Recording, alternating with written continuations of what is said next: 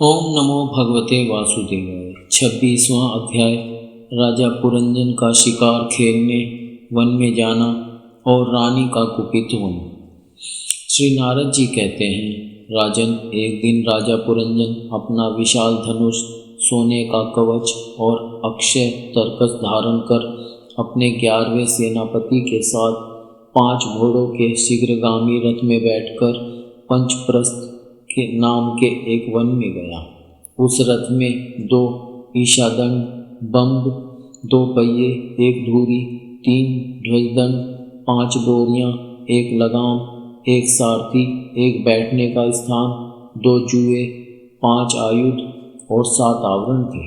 वह 5 प्रकार की चालों से चलता था तथा उसका साजबाज सब सुनहरा था। यद्यपि राजा के लिए अपनी प्रिया को क्षण भर भी छोड़ना कठिन था, किंतु उस दिन उसे शिकार का ऐसा शौक लगा कि उसकी भी परवाह न कर वह बड़े गर्व से धनुष बाण चढ़ाकर आखेट करने लगा। इस समय आसुरी वृत्ति बढ़ जाने से उसका चित्त बड़ा कठोर और दया शून्य हो गया था। इससे उसने अपने तीखे बाणों से बहुत से निर्दोष जंगली जानवरों का वध कर डाला। जिसकी मांस में अत्यंत आसक्ति हो, वह राजा केवल शास्त्र प्रदर्शित कर्मों के लिए वन में जाकर आवश्यकतानुसार अनिषिद्ध पशुओं का वध करे, परंतु पशु हिंसा न करे। शास्त्र इस प्रकार उच्चृंखल प्रवृत्ति को नियंत्रित करता है।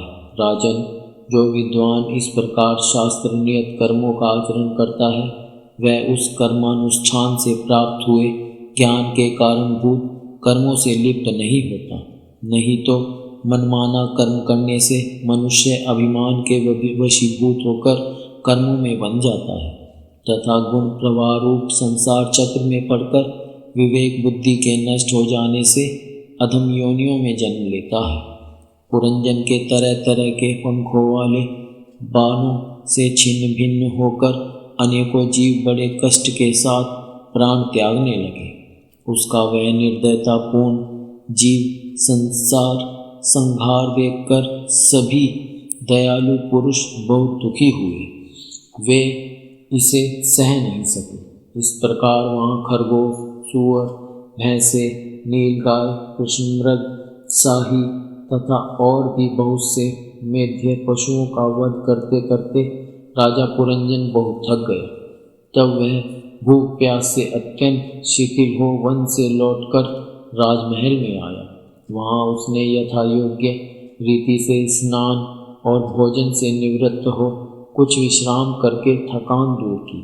फिर गंध, चंदन और माला आदि से सुसज्जित हो सब अंगों में सुंदर सुंदर आभूषण पहने। तब उसे अपनी प्रिया की याद आई। वह भोजन आदि से तृप्त, हृदय में आनंदित, मद से उन्मत्त और काम से व्यथित होकर अपनी सुंदरी भार्या को ढूंढने लगी, किंतु उसे वह कहीं भी दिखाई न दी। प्राचीन बरही तब उसने चित्त में कुछ उदास होकर अंतःपुर की स्त्रियों से पूछा, सुंदरियों, अपनी स्वामिनी के सहित तुम सब पहले की ही तरह कुशल से होना, क्या कारण है आज इस घर की संपत्ति पहले जैसी सुहावनी नहीं जान पड़ती। घर में माता अथवा पतिपरायणा भार्या न हो तो वह घर बिना पहिए के रथ के समान हो जाता है। फिर उसमें कौन बुद्धिमान दीन पुरुषों के समान रहना पसंद करेगा। अतः बताओ, वह सुंदरी कहाँ है जो दुख समुद्र में डूबने पर मेरी विवेक बुद्धि को पद पद पर जागृत करके मुझे उस संकट से उबार लेती है। स्त्रियों ने कहा, नरनाथ, मालूम नहीं आज आपकी प्रिया ने क्या ठानी है। शत्रुदमन देखिए, वे बिना बिछोने के पृथ्वी पर ही पड़ी हुई हैं। श्री नारद जी कहते हैं, राजन, उस स्त्री के संग से राजा पुरंजन का विवेक नष्ट हो चुका था, इसलिए अपनी रानी को पृथ्वी पर अस्त व्यस्त अवस्था में पड़ी देखकर वह अत्यंत व्याकुल हो गया। उसने दुखित हृदय से उसे मधुर वचनों द्वारा बहुत कुछ समझाया, किंतु उसे अपनी प्रेयसी के अंदर अपने प्रति प्रणय को का कोई चिन्ह नहीं दिखाई दिया। वह मनाने में भी बहुत कुशल था, इसलिए अब पुरंजन ने उसे धीरे धीरे मनाना आरंभ किया। उसने पहले उसके चरण छुए और फिर गोद में बिठाकर बड़े प्यार से कहने लगा। पुरंजन बोला, सुंदरी, वे सेवक तो निश्चय ही बड़े अभागे हैं जिनके अपराध करने पर स्वामी उन्हें अपना समझकर शिक्षा के लिए उचित दंड नहीं देते। सेवक को दिया हुआ स्वामी का दंड तो उस पर बड़ा अनुग्रह ही कर होता है। जो मूर्ख हैं उन्हीं को क्रोध के कारण अपने हितकारी स्वामी के किए हुए उस उपकार का पता नहीं चलता।